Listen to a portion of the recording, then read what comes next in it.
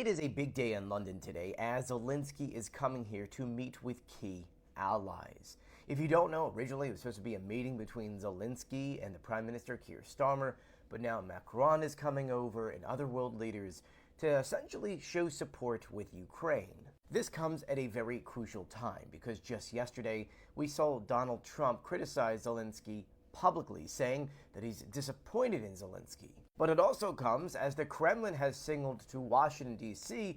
that they are very appreciative of the new Washington foreign policy, something that scares a lot of people. When it comes to the peace talks, Trump says that he was disappointed that Zelensky never reviewed the documents, even though there's kind of no proof of that.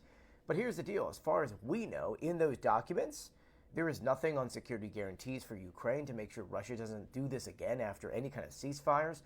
When it comes to territory, there's been absolutely no compromise on the Russian side. They still want the maximum of things. But according to Trump, Russia is fine with the proposal, and he's not sure if Ukraine is. Now, for Russia to be fine with the current proposal is definitely one of those things that raises a lot of flags. That would indicate that this latest proposal is more pro-Russia than pro-Ukraine. Remember, Russia invaded Ukraine. We have to do something to make sure Russia doesn't do this again.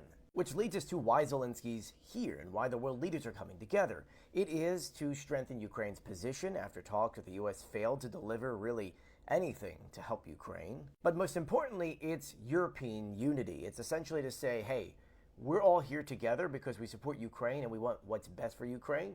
And what you're currently serving out is not best for Ukraine and for Europe. Because remember that European leaders also share the same concerns that Ukraine does. If there's not a lasting peace here, then these other countries need to worry whether or not they need to fight Russia down the line. And so for Europe, the timing of all of this is extremely crucial. The U.S. is steering peace talks while also adopting harder posture towards European allies. Of course, we're talking about what the United States wants Europe to do when it comes to NATO. So yeah, today's going to be a very big day. I'll be sure to keep you guys updated on this, so please do share my videos and follow me for more.